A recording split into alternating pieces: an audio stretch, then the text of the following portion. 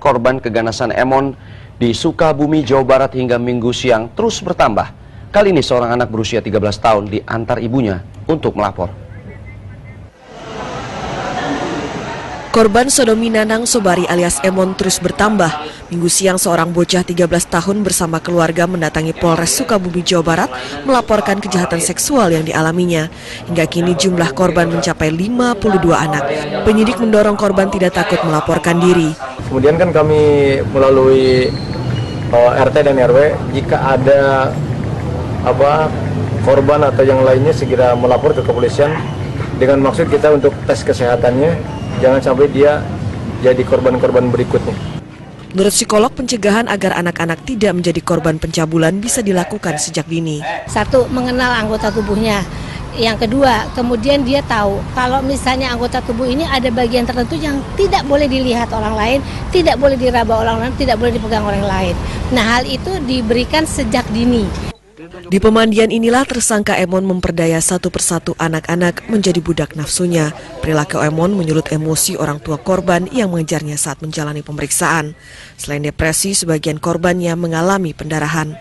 Saudara, orang tua korban sodomi mengamuk di Mapolres Kota Sukabumi, Jawa Barat Sabtu petang. Mereka mengejar pelaku yang saat itu usai menjalani pemeriksaan kembali oleh polisi. Sementara itu, Komisi Perlindungan Anak Indonesia menilai dengan banyaknya korban yang mencapai 51 anak, tersangka juga patut mendapatkan hukuman sosial dari masyarakat.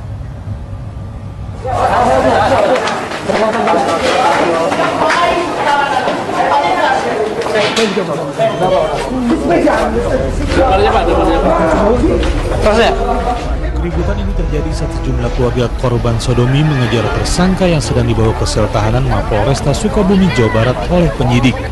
Beruntung keributan tak sampai meluas, meski sejumlah orang tua korban masih geram dengan kelakuan bejat tersangka. Orang tua korban berharap tersangka segera dibebaskan agar bisa melampiaskan kemarahan mereka. Harapan dari orang tua korban seperti apa, Pak? Buat mereka dibebasin, jangan dihukum. Udah aja. Hukum buat apa? Hukum bebasin aja sekalian. Mendingan dibebasin, kasihan lah, mendingan sudah aja bebas gitu, nggak apa-apa. Jalan.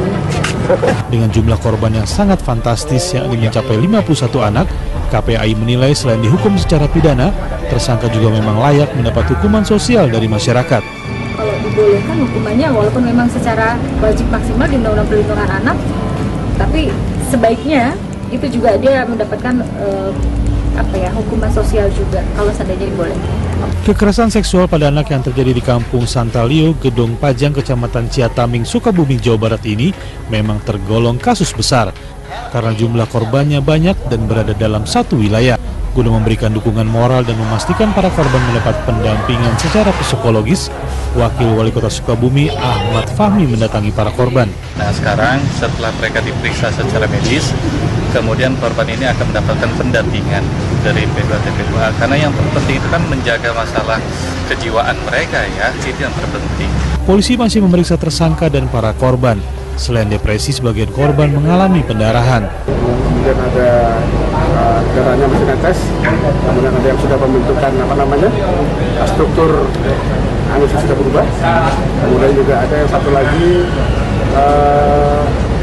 kalau dia buang air besar keluar darah. Melihat penderitaan para korban akibat perbuatan bejat tersangka Andri, pemerintah Kota Sukabumi akan memberikan bantuan pengobatan dan pendampingan agar korban tidak mengalami trauma. Asep Didi melaporkan dari Sukabumi, Jawa Barat.